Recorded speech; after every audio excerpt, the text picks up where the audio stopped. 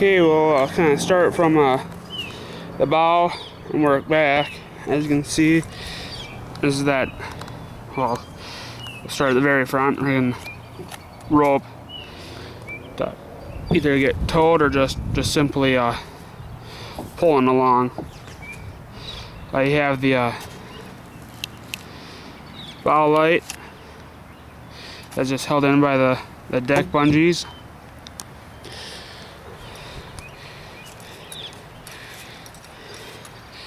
You have the fish finder that hopefully I don't mess this up too bad. It's just held in by that wing nut right there. This is basically just to keep it tight, prevents it from wiggling back and forth. Zero play. And as you can see, it's still a tad loose. And that's for not having a permanently mounted. That's pretty darn good. You got the rod holder, 1.25" PVC. The base is just 1 inch. And then you got the oar lock right here. Like I said, didn't really glue any of it.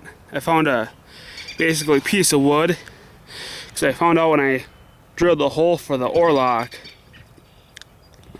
I tried to stuff like pieces of like pool noodle in here, because it would wobble back and forth, and I ended up needing a piece of wood that I just rammed down here in the PVC pipe, put the cap on, and then drill that hole, and it's just zero play, you know.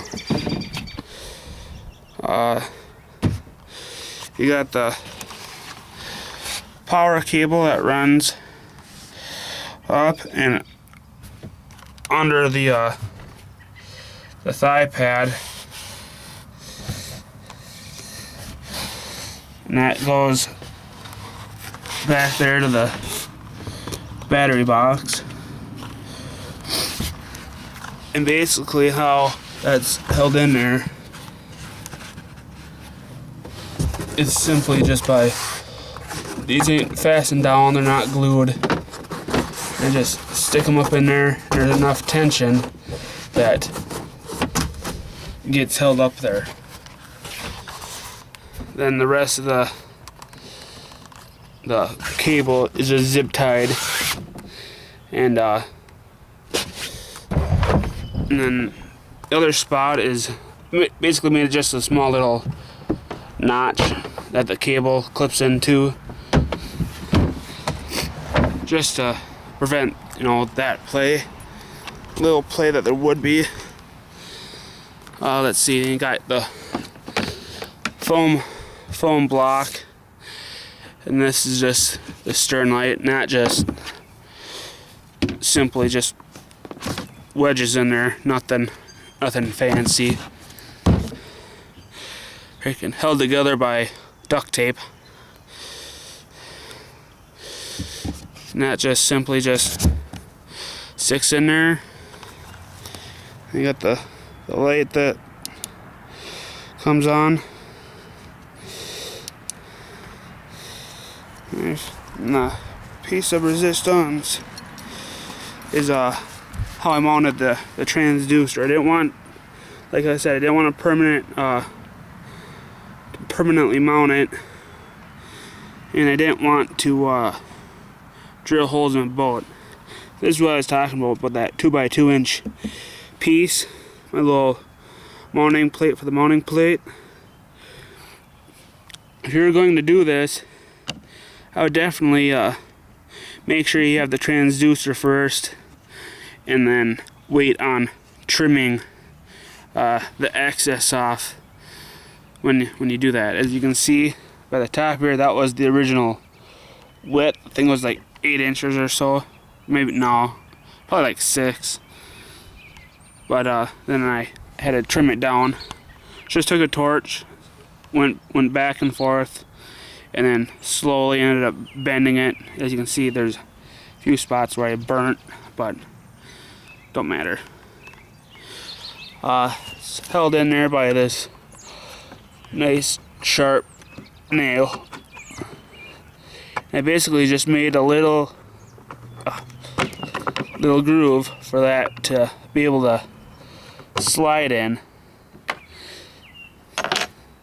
And this, all this does is pops right off. You can pop it back on, and as you can see, there's still wiggle room. You throw this. Come on. Try to do this and film all in one take. I tell you what, not the easiest thing to do. There we go. And then this just gets simply wedged in there.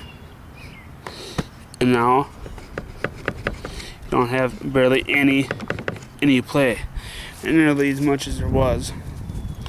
So yeah, that's my kayak setup.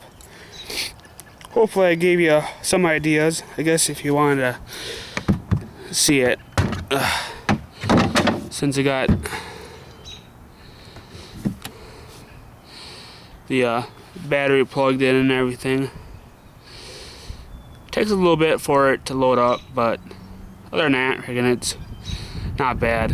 I'm glad this thing came with the lake map chip that it did, because a lot of local lakes are on that chip. So yeah, that's pretty much about it.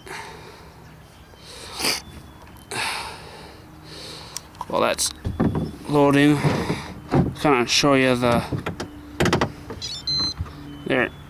Just, you know, do not rely on this for your main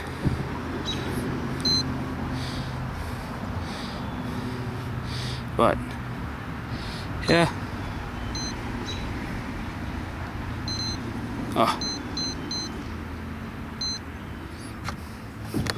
Power off. I was gonna try to show you was the actual mount that I got this on. Basically, it's just 2-inch foam wrapped with electrical tape, and that's, you know, just shaped to the cup holder. That's it. There we go. Well, take that off, but that's it. That's all it is. The white is leftover cutting board from my transducer mounting, and that just simply slides in there. And without that wing nut, there's, you know, a little bit of play, but not much. But I figure wing nut was only like 50 cents. So I figured, screw it. Go take the wing nut and put it on there, and got the extra security. Hopefully it never flip over, but if you do, then you have, you know, sure that's not gonna go nowhere. So yeah, you know, between that, which I've never, you know, unless you have a ram mount, you know, as far as do-it-yourself homemade, never seen anybody mount their fish finder like that. I don't ever use the cup holder, so for me, I think that was the most logical spot to do it. And I have, when I'm sitting in the seat, I have, you know, I can still touch the buttons and whatnot. And I've never seen anybody make their own little mounting plate. Obviously, yeah, it's, you know, plastic, whatever. Plenty of different options, metal, but for what I need it for, and my main purpose was to get it, you know, on and off, is I think is the best way. Yeah, you can't access it from the seat. That's the only downfall. So but I still wanted it mounted towards the back. I guess if everybody wanted to know, there's a little anchor trolley that came with, and it only goes to right there. Does not go any farther forward. It goes to right there, which to me, I don't really use an anchor anyway, so I didn't really care. The anchor that it came with was this little dinky thing. I've seen bigger anchors for freaking decoys than I have with that kayak. So, but hope you guys got some, gave you guys some ideas. I think it's innovative, or just redneck cheap, but hey, whatever. Redneck ingenuity. But tell you what, it should work out just fine. So I'll talk to you guys later. Bye.